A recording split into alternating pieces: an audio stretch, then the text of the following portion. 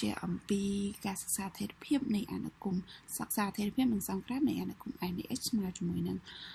x កតាំងឲ្យ x ដក3 អូការ៉េណាអញ្ចឹងរបៀបសិក្សាអថេរភាពនិងសង្គ្រាមគឺជំហានដំបូងគឺយើងត្រូវទៅរកដែនកំណត់អញ្ចឹងដែនកំណត់វាអាស្រ័យលើប្រភេទអានុគមដែលគេឲ្យមកដែរអញ្ចឹងអានុគមរបស់យើងនេះគឺជាអានុគមពហុធាតុធម្មតាទេដូចក្រេទី3ណាអញ្ចឹងអានុគមពហុធាតុរបស់យើងជាទូទៅដែនកំណត់របស់វាដែនកំណត់តាមដោយ DI ហ្នឹងគឺតំណាងឲ្យដែនកំណត់នៃអានុគម F ស្មើនឹង R មានន័យថាយកចាប់ពីដកអនន្តទៅដល់បូកអនន្តបន្ទាប់ពីរកដែនកំណត់ហើយគឺយើងត្រូវទៅគណនា limit ចុងដែនកំណត់គណនា limit ចុងដែនកំណត់ហ្នឹងមានន័យថាម៉េចមានន័យថាចុងដែនយើង R ហ្នឹងគឺមានដកអនន្តបូកអនន្តក្នុងហ្នឹងអញ្ចឹង limit ដែលយើងត្រូវសិក្សាគឺ limit x ទៅដល់ដកអនន្តនៃ NaH ហើយនឹងបូកអនន្តនៃ NaH អញ្ចឹងយើងសិក្សា limit x ទៅដល់ដកអនន្តនៃ NaH របស់យើងដែលស្មើជាមួយនឹង limit x ទៅដល់អនន្ត NaH យើងយកវាមកដាក់មកអញ្ចឹងយើងអាចបែកវាបន្តិចទេដើម្បីឲ្យងាយស្រួលក្នុងការគណនា limit ហ្នឹងអញ្ចឹង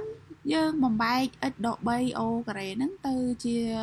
រូបមន្តរបស់យើងគឺ a ការ៉េដក2ដង ab បូកនឹង b ការ៉េមានន័យថា x របស់យើងជា a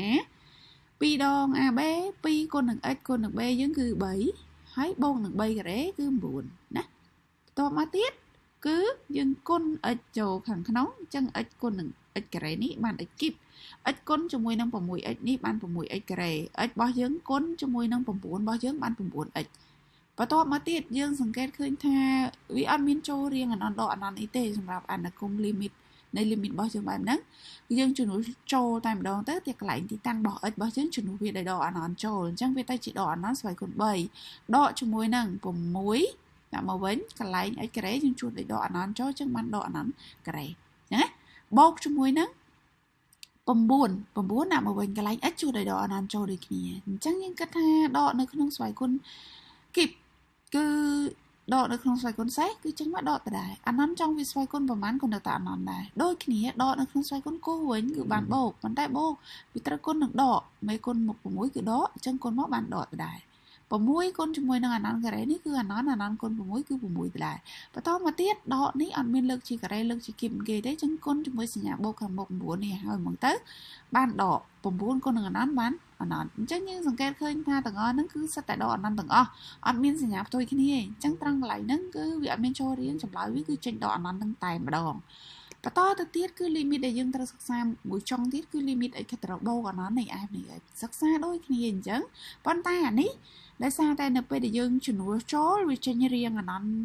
ដកអនន្តណាកន្លែង x គីបហ្នឹងយើងជួបបូកអនន្តចូលវាបូកអនន្តហើយប៉ុន្តែ x ការ៉េវាជួបបូកអនន្តចូលវាបូកអនន្តកុំភ្លេចគុណនឹងដកខាងមុខវាចេញដកអនន្តអញ្ចឹងតែប៉ុណ្្នឹងបាច់ជួសកតុយទៀតក៏បានដែរអានេះបូកអនន្តអានេះដកអនន្តវាចូលរៀងហើយអញ្ចឹងកាលណាចូលរៀងហ្នឹងអត់អាចជួស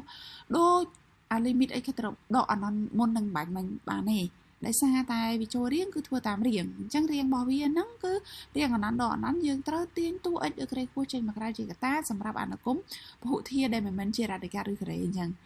ណាអញ្ចឹងទាញ x ឬក្រេខ្ពស់គឺ x គីបអញ្ចឹងទាញ x គីបចេញតួរបស់ x គីបនេះគឺនៅសល់1ដកជាមួយនឹង 6x ការ៉េចែកជាមួយ x គីបទៅបូកជាមួយនឹង 9x ហ្នឹងចែកនឹង x គីបចែកនឹងអ្វីដែលយើងទាញចេញហ្នឹងណាដែលអត់មានហ្នឹងបន្តមកទៀតជំនួសចូលយកតែម្ដងដោយលែងទៅសេ limit កន្លែង x គីបជួវាដោយបូកអនន្តចូលអញ្ចឹងបានបូកអនន្តលើកជាគីប1ដាក់1មកវិញដកជាមួយនឹងអានេះប្រភេទអីពេលយើងសម្រួលចោលពេលយើងជំនួសចូលដឹងតែលេខលើអនន្តហ្នឹងអញ្ចឹងអានឹង0យកតែម្ដងមកពីហ្នឹងណាបន្តមកទៀតយើងឃើញថាបូកនៅក្នុងគីបក៏នៅតែបូកអនន្តស្វ័យគុណគីបក៏នៅតែអនន្តគុណនឹង1ដែលដក0បូក0នេះវា1គុណគ្នាវងកញ្ចក់ចឹងគុណគ្នាក៏នៅតែបូកអនន្តចឹងចម្លើយវាឃើញបូកអនន្តបន្តពីរកដែន limit ចុងដែនកំណត់ហើយយើងចាប់តាមគណនា derivative អញ្ចឹងក្នុងគណនា derivative យើងអាចយកអាតួដែលយើងបែកមក derivative យកតែម្ដងទៅកុំឲ្យវាសាំញ៉ាំជាមួយរូបមន្តនេះពីរតង់អញ្ចឹងអាហ្នឹងយើងបែកវាឲ្យចាំយើង derivative អញ្ចឹងពេលយើង derivative x គីបវាបានទម្លាក់3មកមុខ x គីបដកស្វ័យគុណវាមួយចេញសល់ការ៉េអញ្ចឹងណាអញ្ចឹងអានេះក៏ដូចគ្នាទម្លាក់ស្វ័យគុណវាមកមុខគុណនឹង6អញ្ចឹងវាបាន12 x របស់យើងសល់ស្វ័យគុណ1អានេះ derivative x អស់សល់9ឃើញទេបន្តមកទៀតឲ្យអីបន្ទាប់ពីរក derivative ឃើញហើយយើងត្រូវរក x របស់វាណាអញ្ចឹងដើម្បីរក x របស់វាយើងត្រូវឲ្យ prime នៃ x នឹងស្មើ0មានន័យថាឲ្យតម្លៃ derivative អាណាគុំដេរបស់យើងរកឃើញនឹងឲ្យវាស្មើ0រកឬរបស់វាអញ្ចឹងឲ្យវាស្មើ0យើងអាចដោះស្រាយតាម discriminant ក៏បានអាចបាយតួកដាចេញក៏បាយទៅសាច់ចិត្តរបស់យើងទេតែ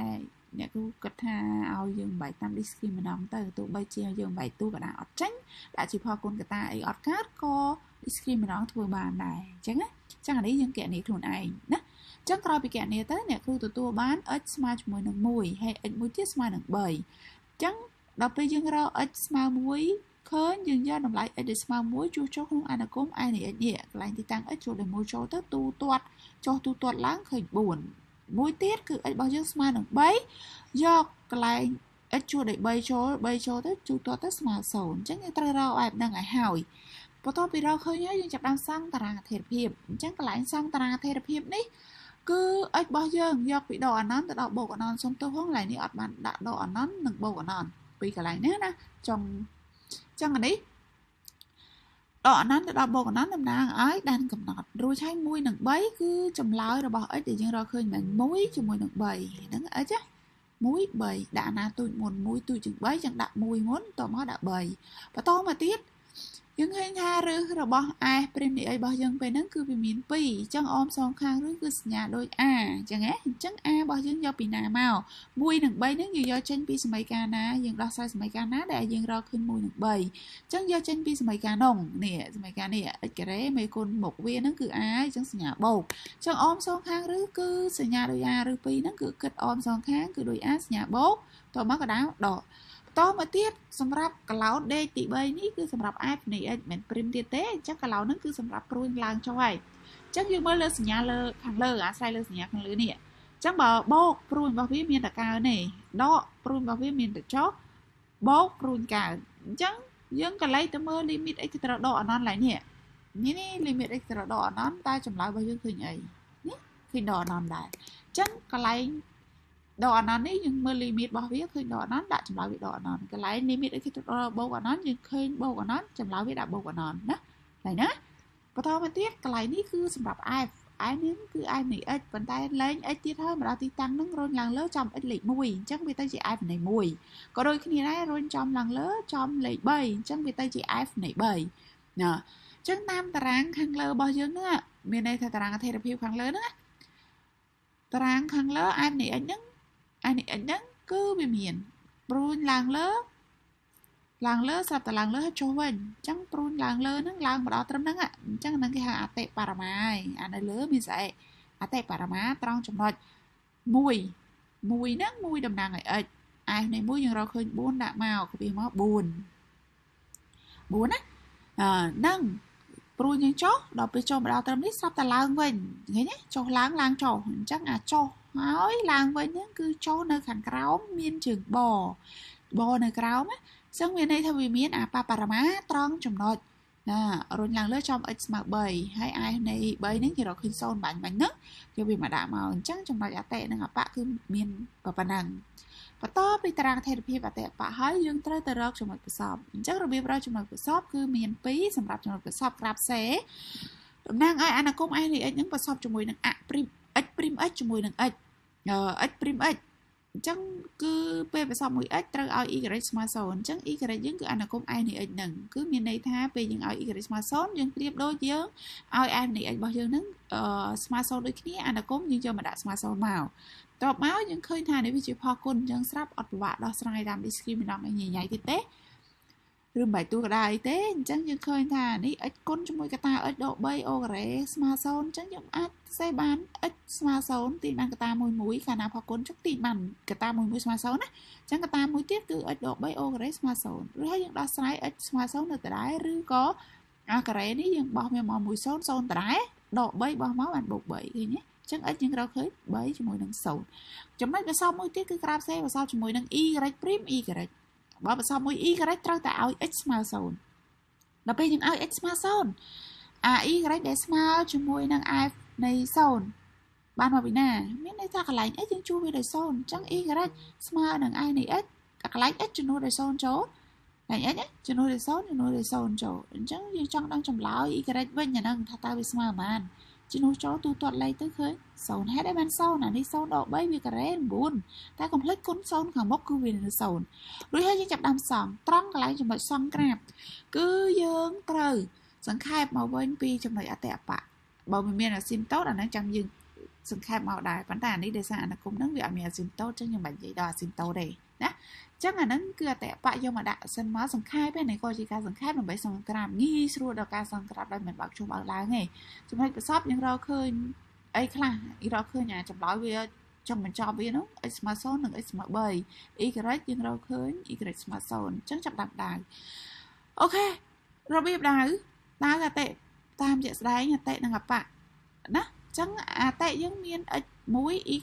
4ណា x1 យកត្រឹមនេះ y 4ត្រឹមនេះអូខេកន្លែងហ្នឹងអតិនៅលើឃើញទេតមកអបៈ3និង0អញ្ចឹង0 x 3 y 0អត់មានទេ y មានតែ3កន្លែង3នឹងតែហ្មងអញ្ចឹងហ្នឹងបន្តមកទៀត x ស្មើ0អញ្ចឹងចុចវាកន្លែង0តមកទៀត x ស្មើ3នៅកន្លែងជាន់អបៈនឹងដដែលណាតមក y ស្មើ0ណានៅកន្លែងនេះដដែលអញ្ចឹងចំណុចដែលយើងដើរបានមាន3កន្លែង0កន្លែង1 4កន្លែង3 0អញ្ចឹងយើងមើលទៅលើរូបភាពក្រាបរបស់យើងនេះព្រួញវារៀងដោយអក្សរអីរៀងដូចអីឡើងពីក្រោមដល់អណនទៅលើទៅរកអតិហើយចុះទៅរកអបៈវិញហើយបានឡើងទៅលើវិញអញ្ចឹងក្រាបរបស់យើងឃើញទេឡើងពីដកអណននៅក្រោមឡើងពីដកអណនទៅរកអបៈអតិយើងនៅលើនេះតែវាទាមទារឆ្លងកាត់គល់0ដែលយើងរកបាន00នេះអញ្ចឹងយើងរកមកវាត្រូវហើយអញ្ចឹងខ្សែយើងត្រូវកាត់ឡើងហ្នឹងហើយមុននឹងដល់អតិរបស់យើងវាឲ្យបានចុះមករកកន្លែងនេះរៀងដូររូបរាងតិចអញ្ចឹងខ្ញុំរៀងដាក់ទៅវាអត់នេះឲ្យយើងដឹងថាកន្លែងហ្នឹងតិចទៀតគឺជាចំណុចរបត់ហើយនៃខ្សែកោងហ្នឹងណាចុះពីអតិរួចហើយចុះទៅរកអបៈបន្ទាប់មកឡើងទៅរកបូកអណនឃើញទេអាហ្នឹងគឺជាក្រាបនៃអនុគមរបស់យើងហ្នឹងអូខេបន្តមកទៀតគឺតកតងជាមួយនឹងរបៀបរកអាស៊ីមតូតនៃក្រាបនៃអនុគមសនិទានគឺជាអនុគមប្រភេទបែបនេះអញ្ចឹងរបៀបរកអាស៊ីមតូតអត់មានអីពិបាកទេអានេះមើលទីហោយកតែម្ដងអញ្ចឹងការរកអាស៊ីមតូតរបស់យើងនេះគឺអាស៊ីមតូតនៅក្នុងអនុគមសនិទានបែបហ្នឹងវាអាចមានអាស៊ីមតូត2យ៉ាងច្រើន2អញ្ចឹងវាអាចមាន1ណាយ៉ាងច្រើនអូខេអញ្ចឹងដំបូងខ្ញុំយកអាស៊ីមតូតដេកអាស៊ីមតូតដេកអាស៊ីមតូតឈរណាអញ្ចឹងអាស៊ីមតូតដេករបស់យើងគឺយើងរកបែបម៉េចគឺយើងត្រូវតែរក limit x ខិតទៅរកបូកដកអណនៃ i នៃ x មានន័យថាយើងកណនី limit នៃអនុគមដែលគេឲ្យមកអញ្ចឹង limit x ខិតទៅរកបូកដកអណជានិច្ចនៃអនុគមដែលគេឲ្យមកអញ្ចឹងយើងជំនួសចូលកន្លែង x ជំនួសដោយបូកអណចូលជំនួសបូកអណឬជំនួសដកអណណាលើចេញអណណាក្រោមចេញអណសំណុំវាចេញអណលើអណណាអញ្ចឹងរៀងហ្នឹងគឺរៀងមិនកំណត់សម្រាប់ limit រៀងអណលើអណអញ្ចឹងរៀងហ្នឹងយើងមិនទាញតួ x ចេញមកក្រៅជាកតាឬក្រេខ្ពស់ជាងគេអញ្ចឹងទាញទៅវាទៅជា x ទាញចេញនៅសល់2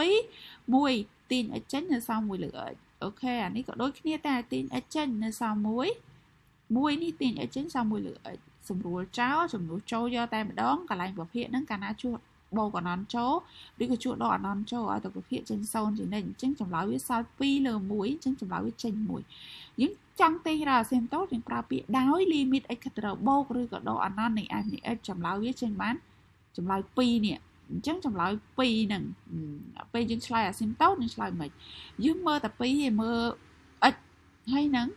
y បើមិន x ក៏ y ដែរលេខ2ហ្នឹងវាអាចជារបស់ x វាអាចជារបស់ y ក៏តែអាហ្នឹងជាទូទៅចម្លើយនៅខាងចម្លើយអញ្ចឹងគឺវាជារបស់ y ជានិច្ចដោយសារតែ x វាមានតម្លៃរបស់វាគឺបូកដកអណនហើយអញ្ចឹង2ហ្នឹងមិនអាចជារបស់ x បន្ថែមទៅលើនឹងមួយទៀតទេអញ្ចឹង2ហ្នឹងប្រកាសជារបស់ y ឬក៏ y ហ្នឹងអញ្ចឹងអាបន្ទាត់ y ដែលយើងទាញបានហ្នឹង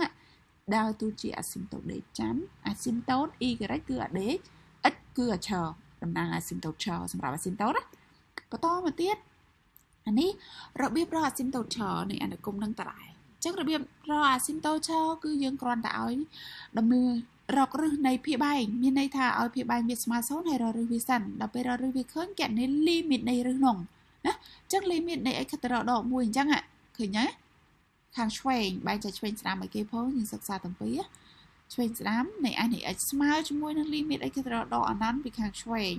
នៃអនុគមយើងដាក់មកហើយជំនួសចូលធម្មតាឯងកុំឃើញថាឆ្វេងសញ្ញាដកពីលើជួសចូលដកពីលើដែរមិនបាច់ដាក់ទេនាំញញ៉ៃតែសួរថាដាក់បានអត់បានប៉ុន្តែវាញញ៉ៃជំនួសថាដក1ចូលសិនទៅ